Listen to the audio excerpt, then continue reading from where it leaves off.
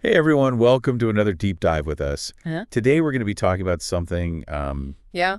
that's, I think, really motivating, and that is how to learn English effectively, even if you're not living in an English-speaking country. Yeah. This is for anyone who's trying to Yeah. improve their English, whether it's for travel or work or just for fun. Absolutely. And we have like a super interesting story to break down for you guys about someone who became fluent in English while living in Russia. It's really amazing what she was able to accomplish. And I think it challenges that assumption that a lot of people have that you need to be surrounded by English speakers Yeah. to really master the language. Totally. And it's interesting because her journey didn't start with like a love for English. Right. She actually kind of hated it at first. I know. Isn't that crazy? Like it wasn't this lifelong passion. She just, went to English class like everyone else when she was a kid. Right. But when she was a teenager, things started to change. Yeah. This is where we see the power of personal motivation because she had this goal of attending a really prestigious university, but there was one big requirement to get in fluency in English. Wow. So suddenly English became the key to unlocking her dream. It makes you think, right? Right. Because if it had just been another subject, maybe she wouldn't have put in the same amount of effort. Exactly. But she had this really clear goal. Yeah. That made all the difference. And I think that's something that's really relevant to all of you listening right now. Yeah. Because you're listening to this deep dive. Yeah. What's your motivation? Exactly. What's your motivation for learning English? Because that's going to be so important, especially when you run into challenges. Oh, yeah. Those moments of frustration when you feel like giving up. Totally. That's when having that strong why is going to help you push through. Yeah, for sure. And speaking of, like not always being a straight line. Yeah. Her path to fluency wasn't exactly like a perfect journey. It was a little bit windy. It was windy. Yeah, exactly. And she kind of stumbled upon some of these like really effective techniques by accident. Oh, yeah. So she was like a huge fan of this American TV show. Okay. And she would spend hours watching it. But at the time, she wasn't thinking, oh, this is great for my English. Right. She was just enjoying the show. She just loved it. But without even realizing it, she was doing this thing called immersing herself in the language. And this is a perfect example of what we call comprehensible input, which is super important in language learning. Okay. Basically, when you're engaging with content that you enjoy in the language that you want to learn, even if it's just a little bit above your current level, Okay.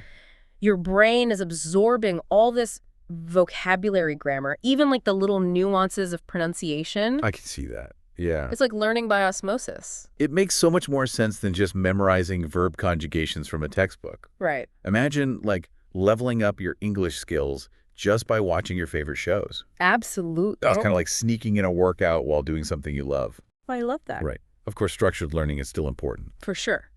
But having fun with the language makes a world of difference. And this woman's story, I think, really proves that. But it gets even more impressive. Okay. Because she decided she wanted to develop an American accent. Now, remember, this was before we had all these language learning apps, all the online resources we have today. Totally, yeah. Plus, she was a college student on a budget. Right. So no fancy accent reduction coaches. Yeah, no. But she was so resourceful. She was like hardcore resourceful. She was. Like she went old school. She was reading books about pronunciation. Wow. And she was even using YouTube. Oh, wow. Back then. Back then to study how sounds are made. That's impressive. And practice different techniques. Like what? So one of the techniques that she used was this thing called shadowing. Okay. Which is basically where you're mimicking a native speaker. Okay. Trying to replicate like their rhythm, their intonation as closely as possible. So it's almost like you're training your tongue and your ears Exactly. to work together. Amazing how the brain can just like adapt. It is fascinating. Right. Yeah. By constantly repeating these sounds, these phrases, she essentially rewired her brain's pronunciation patterns. Wow. And it worked. But even with her, nearly perfect American accent, she'll be the first to tell you that fluency isn't like this finish line that you cross. Right. It's an ongoing journey. It is. And it's going to have its ups and downs. Totally. And even now, she still has those moments where she's like, ugh, I wish I could have said it this way, or I'm struggling to express myself exactly how I want to. I think that's so relatable. Oh, for sure. And it shows that fluency isn't about being perfect. Yeah. It's about being able to communicate. Yeah. connect, express yourself, even if you make a few mistakes along the way. It's about getting your message across, not obsessing over every single grammar rule. Exactly. But, it's also important to acknowledge that her journey wasn't always smooth sailing. Oh, of course not. There were times where she felt super frustrated. Yeah. She felt like she wasn't making any progress. And I think we can all relate to that. Oh, absolutely. We've all been there. And there were probably days when she wanted to just give up completely. Language learning has its ups and downs, for sure. It does. It's a marathon, not a sprint. Yes. And what's so inspiring about her story is that she didn't let those difficult moments completely derail her. Right. She came up with this strategy to stay motivated. What did she do? She started tracking her progress. Okay. She kept this detailed journal Oh, wow. where she would write down her achievements, even the little ones. I love that. It's such a simple idea, Yeah. but so powerful. Because it's like you have this visual reminder Exactly. of how far you've come. Yeah, it's acknowledging those small wins and building that momentum. Yeah. Think of it like leveling up in a game. Oh, I like that. Every new word, every conversation you have, it all adds up. Yeah, it all counts. It does. And her experience actually debunks a really common myth about language learning. Ooh, tell me more. You know that idea that you have to travel to an English-speaking country Oh, yeah. You have to go live abroad to become fluent? to become fluent. Yeah. She actually waited until she reached the B2C1 level before she even visited New York City. Wow. Okay. And as she points out, people in New York, they're not exactly lining up to be your personal English tutor. Right. They're just living their life. They have their own things going on. Exactly. They expect you to be able to communicate. Yeah, it's a good reality check It is. that travel can be an amazing addition to your language learning journey, Yeah. but it's not some magic solution. It's not the only ingredient. Exactly. Her story shows that you can become really fluent right from home You can. with the right approach Hmm. and by putting in consistent effort. But there's another interesting layer to her story. Okay. She also studied Chinese in college, Oh, wow. How did that go? but it never really sparked that same passion that she had for English. Interesting. She found the textbook-heavy approach Yeah, kind of dry, and she really struggled with it. I could see that. But now she's learning Spanish, Okay. and it's a completely different experience. That is so. She's choosing her own materials, Okay. she's setting her own pace, Uh-huh. and she's genuinely enjoying the process. I think this highlights something really crucial that we've touched on a couple of times. Yeah. Making language learning fun is essential. Yes. It's so much easier to stay motivated when you're enjoying what you're doing. Absolutely. Think about, what are you passionate about? Yeah. Can you connect those passions with your English learning journey? Yeah. Can you find a way to make English a part of your life, not just something that you study? Exactly. And it's funny because initially she was really scared of talking to native English speakers, Oh, I see. but now she's become like a huge believer in the power of actually having those interactions. Which makes sense when you think about it, because real-life conversations, they give you that instant feedback. Totally. Help you overcome the fear of making mistakes. Mm-hmm. Expose you to all those colloquialisms and cultural nuances. Like all those things you won't find in a textbook. Exactly. That's like taking your English skills out for a test drive in the real world. I love that analogy. Right.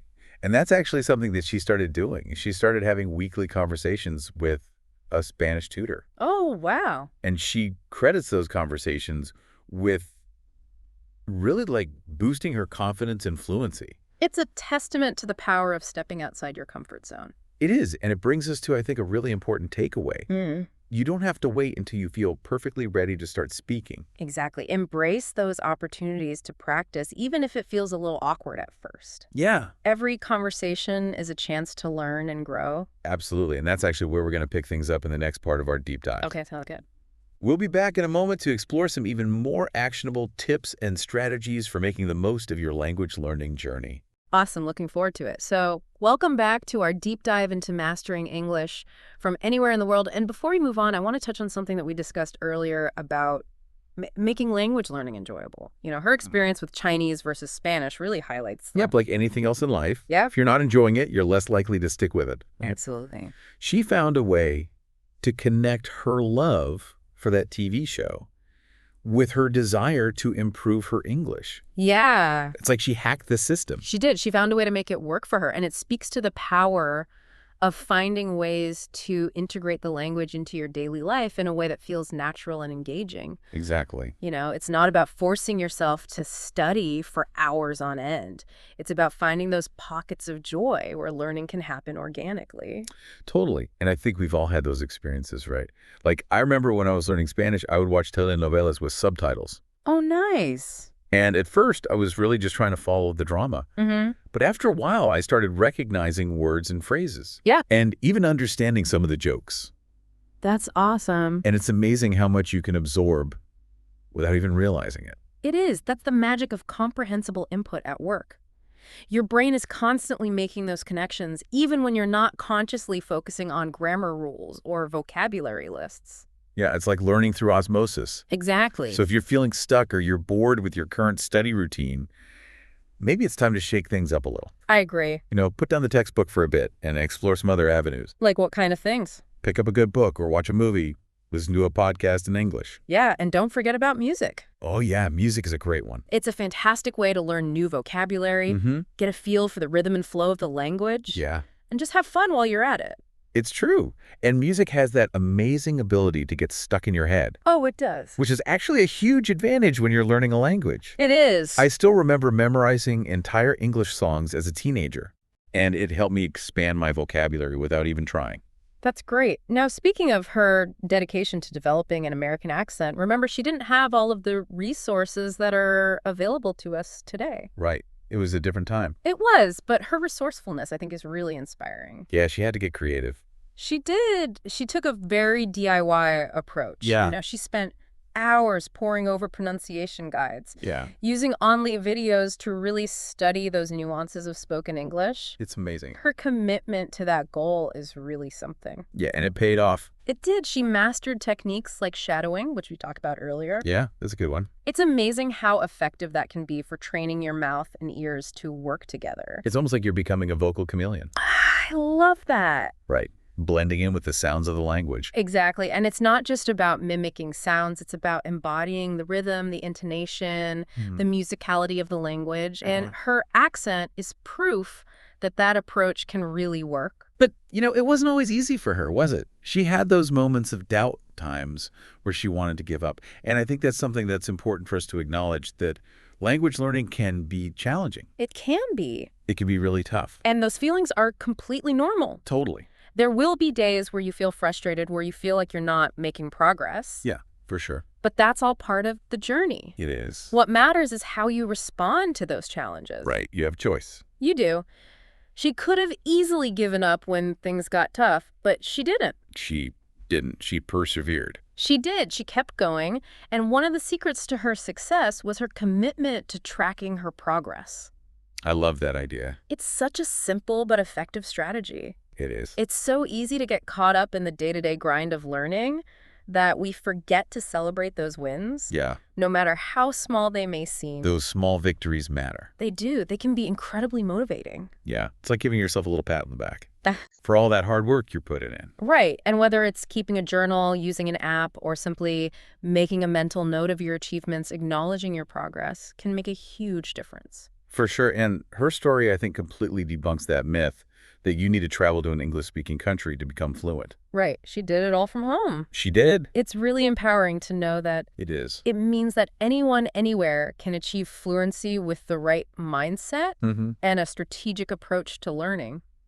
Yeah, and I think her experience with Chinese also highlights a really important point, that sometimes it's about recognizing what doesn't work for you. Yes. You know, for her, that traditional textbook approach just didn't click. Yeah. It just didn't spark her interest. It didn't, and it made learning feel like a chore. Exactly. But with Spanish, she took a completely different approach. Yeah. She was in the driver's seat, Just calling the shots. choosing materials. She enjoyed setting her own pace, making it a fun and engaging experience. I love that. And it brings us back to, you know, something that we've been talking about throughout this whole deep dive. Yeah. The importance of finding ways to make language learning enjoyable. It's so important. Think about, what are you passionate about? Right. What are you interested in? Can you find ways to connect those passions with your English learning? Exactly. Maybe you love music. Yeah. Try listening to podcasts about your favorite bands or singers. Oh, that's a good idea. You enjoy cooking? Uh-huh. Find some English language recipes and cooking shows. Yeah, there's so many possibilities. There are. The key is to make it feel less like a chore and more like a natural extension of your interests. I love that. And, remember, initially she was really intimidated by the idea of talking to native English speakers. Right, she was so scared. But eventually she realized how valuable those interactions can be. Because there's really no substitute for real-life conversation. Right. It's where you get to actually, put all your hard work into practice. Exactly. Test out those skills in real time. Get that feedback from native speakers. Yeah, it's like taking your English skills out for a test drive. I love that analogy. It's where the real magic happens. And while it can be intimidating at first, most native speakers are incredibly encouraging Oh, they are. and supportive of language learners. Absolutely. They understand the challenges, and they're often more than happy to help. Yeah, so don't be afraid to reach out to people, strike up a conversation, and just embrace those opportunities to practice.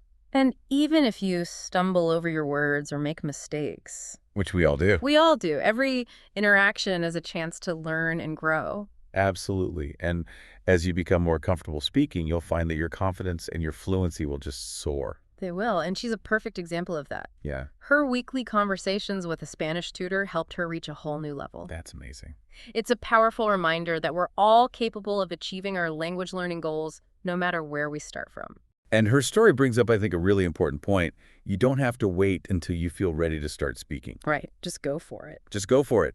Embrace those opportunities to practice, even if it feels a little awkward at first. Exactly. Remember, every conversation is a chance to learn and grow. It's like learning to ride a bike. Yeah. You can read all the manuals in the world, Right. but until you actually get on that bike and start pedaling, you're not going to make any progress. That's a great analogy, and that brings us to a point where we need to take a short break. Okay. But before we do, I want to leave you with this thought. What are some fun and engaging ways that you can incorporate English into your daily life? We'll be back in a moment to explore some practical tips and resources that can help you on your journey to fluency. All right, so we're back, and we've been talking about all these amazing strategies for becoming fluent in English, even if you're not living in an English-speaking country. Yeah, it's been a really insightful conversation so far. It has, and I'm curious, what's resonating with you the most? What's really sticking out to you from everything we've discussed? I think what's really hitting home for me is that emphasis on finding what truly works for you as a learner, It's finding your own path. Exactly, because we've talked about the power of, personal motivation and immersing yourself in content that you actually enjoy. Mm-hmm. And even the science behind how we acquire accents. But it's not a one-size-fits-all approach. It's about becoming like a detective of your own learning style, I like that. right? Figuring out what clicks for you and adapting as you go. Exactly. Now, we've touched on some pretty insightful techniques and strategies so far, but are there any practical tips that our listeners can start using right away? Oh, absolutely. Actionable nuggets they can put to work immediately? Definitely. I think one of the most fundamental things, and this is something that people often overlook, is consistency. Okay. It's like building any skill. Regular practice is key. It's like that daily workout. Exactly. Even if it's just for 15 or 20 minutes a day, those small, consistent efforts are going to compound over time. Think of it as like a daily vitamin boost for your English. I love that. And don't be afraid to experiment with different methods. Mm. I mean, we've talked about, the benefits of comprehensible input, like absorbing English through things like movies and TV shows. Yeah, But there's a whole world of resources out there, there is. There are apps, podcasts, online communities, even good old-fashioned books. Right. It's like having this giant language learning buffet It is. where you can sample all these different approaches and figure out what you really enjoy. Yeah, what works for you. Exactly. Maybe you're a visual learner and flashcards and visual aids are your thing. Totally. Or maybe you're more auditory and you prefer listening to podcasts or audiobooks. Yeah, and it's all about finding what keeps you motivated and excited about learning. Absolutely.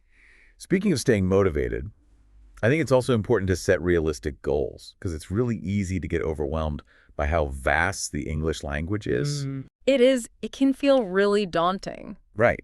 But Rome wasn't built in a day. Exactly. So break down your learning journey into these smaller, achievable steps. I agree. So instead of focusing on reaching fluency overnight, Set those manageable milestones. Yeah. Maybe your first goal is to master the present tense. Okay. And then you can expand your vocabulary by learning 5 new words a day. And eventually you can work your way up to holding basic conversations. Yeah, and those small victories, those mini milestones, they're like fuel for your motivation. They are. They keep you moving forward. Yeah, they keep you going, and it's a marathon, not a sprint. For sure. Now, let's talk about that fear of talking to native English speakers for a minute. Yeah. Remember, even the woman whose story we've been discussing, who has like a near-perfect American accent, Yeah. she still gets those moments of self-doubt. She does, and I think that's really important for people to hear. It is. Because it's normal to feel that way. It's totally normal. But she's learned to view those situations as opportunities for growth. You know, every interaction is a chance to learn and refine your skills. Absolutely. And there are ways to kind of gradually build up your confidence. Like what? You can join an online language exchange community Oh, that's a good idea. and practice with other learners from around the world. This sounds fun. It is. It's really fun. And it's a supportive environment where everyone's kind of in the same boat. Yeah, you're all learning together. Exactly. And then once you're feeling a bit more comfortable, maybe you explore finding a language tutor or joining a conversation group in your local area. Those are great ideas, and those interactions with native speakers offer so much. They do. You know, they not only help you improve your fluency, but they also expose you to all those everyday expressions, the slang, the cultural nuances. All that stuff you won't find in a textbook. Exactly. It's like adding those spices that make the dish really flavorful. I love that analogy. It's Yeah. true. It's those little details that really bring the language to life. Yeah, and here's a crucial reminder. Mistakes are inevitable. Oh, they are. They're part of the learning process. They're valuable. They are. So don't let that fear of making errors hold you back. Don't be afraid to make mistakes. Exactly. Embrace those stumbles, learn from them, and keep practicing. I think this woman's story really drives home the point that you don't need a plane ticket to an English-speaking country to achieve fluency. You don't. She's proof that dedication, strategic learning, and a willingness to step outside of your comfort zone can lead to amazing results. It's inspiring. It is. So no matter where you are in the world, fluency is attainable. It is. It's a journey of self-discovery, finding what works for you, staying motivated, and embracing the process with a sense of curiosity and joy. I love that. So as we wrap up this deep dive, I want to leave you with this thought. Okay. What's one small step you can take today to spark that passion for English and start creating your own path to fluency? Because remember, every journey begins with a single step. Yeah.